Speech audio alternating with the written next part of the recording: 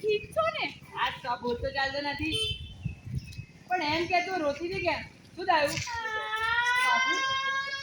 શું થયું? કોઈ બોલ્યો તો પીએ જવું છે? સાડી લેવી છે? હે? તો પછી રડે છે કેમ? તમે કઈ બોલતા નતા એટલે મને લાગ્યું ગયા. એ મતલબ સૂઈ ગયા એમ? એ આ શું બોલે? કઈ ભાન પડે છે તને?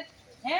એ તારું શું કરું મને તો એ જ ખબર નથી પડતી. છોડ, લા મારું ટિફિન. મારે મોડું થાય છે ઓફિસ જવાનું. તારે જેમ કઈ નવરો નથી, ઘરના બે કામ કરીને પડ્યા રહો.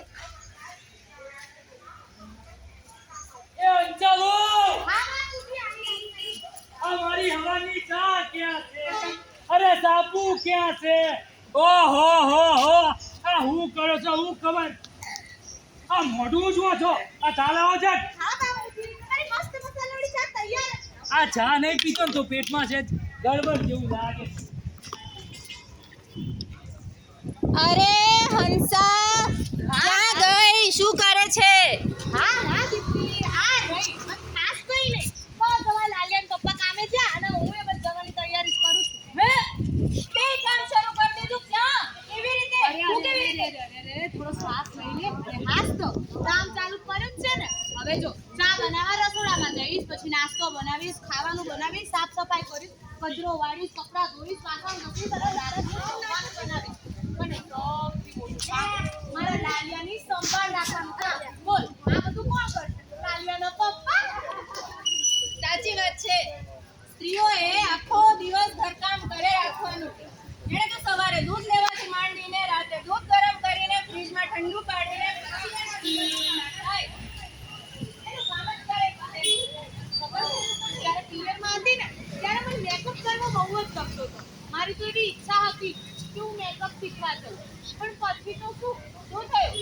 મારા લગ્ન થઈ ગયા અને પછી તો એ ઘરનું કામ કર્યું. અરે સાવ સાચી વાત છે. આમ સ્ત્રીઓએ તો કામ ને કામ જ કરે રાખવાનું. ન એને રજા મળે કે ન આરામ મળે. બધી જવાબદારી પતિની, બાળકની, સાસુ સસરાની, ઘરની સાફ સફાઈની, બધાના સ્વાસ્થ્યની. અરે પણ સ્ત્રીને પોતાના માટે ટાઈમ ના મળે. દીપાલી, આ વાત તો સાચી છે તારી. પણ છોડ આ બધું તો રોજનું છે. આપણા કામ પડ્યા રહેશે. અરે મારે ઘરે કેટલું કામ છે.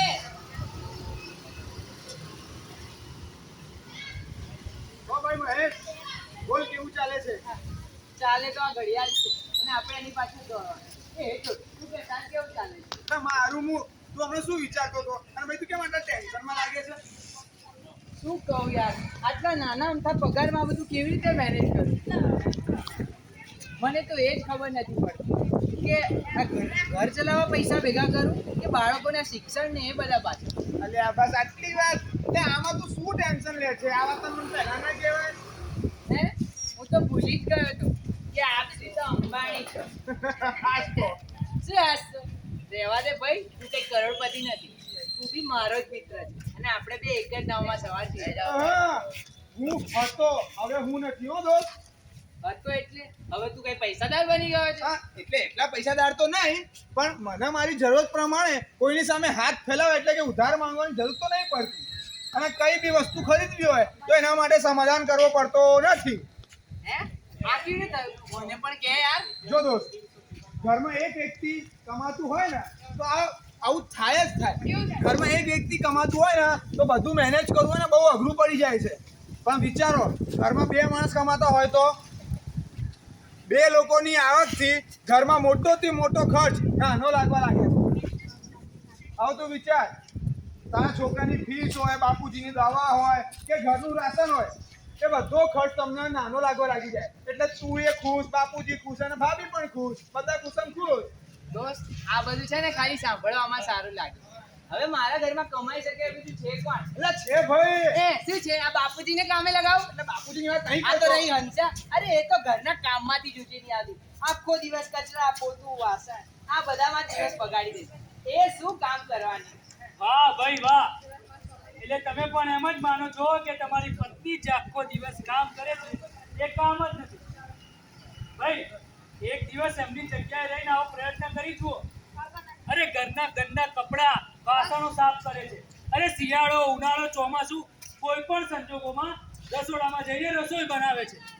અરે તમારા બાળકોનું અરે વડીલોનું જતન કરે છે. એટલું ખબર છે ને ભાઈ? માફ કરજો, પણ હું સમજુ છું, બધું જ સમજુ છું. પણ શું લાલિયાનો ખર્ચ વધારે થાય છે એમ જ ને? હા, એ જ તો. તો હવે ચિંતા કરવાની કોઈ જરૂર નથી, કારણ કે તમારા ગામડામાં હવે નવું સેન્ટર ખુલ્યું છે. હે? હા, જેનું નામ છે સામર્થ્ય ટ્રેનિંગ સેન્ટર. હા ક્યાં? અરે વણકરવાસમાં ભાઈ. હા, અને આ તાલીમ કેન્દ્રની જુદી વાત આ છે કે આ જીવિકા કૌશલ્યની તમને તક પણ મળી શકે છે. અને ઉત્તમ લાભની વાત તો આ છે કે તમે તમારા બાળકોને ઉચ્ચ પ્રાથમિક શિક્ષણ પણ આપી શકો છો અહીંયા. હા ભાઈ, આ કેન્દ્રમાં વ્યક્તિ કૌશલ્ય અને તાલીમ મેળવીને નોકરી યોગ્ય બની જશે. એટલે બંને પાર્ટનર પરિવારમાં સરખું યોગદાન આપે. પણ મારે હજુ વધુ માહિતી જાણવી હોય તો? જો ભાઈ વધારે માહિતી જાણવી હોય ને તો અત્યારે જ જઈ હોય સામર્થ્ય ટ્રેનિંગ સેન્ટર.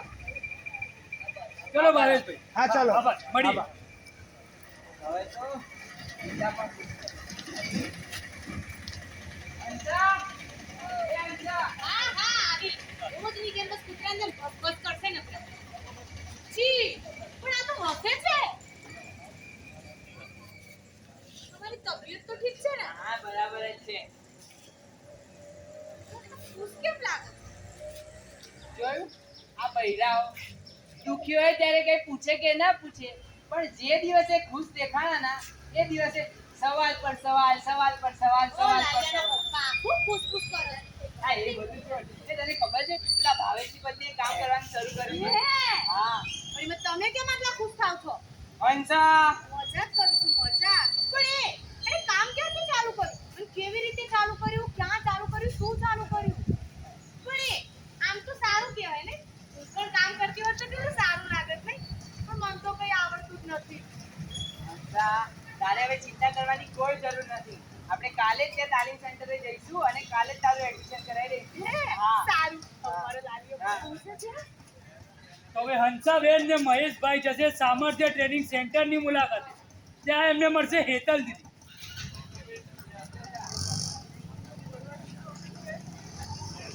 હેતલબેન, તમે?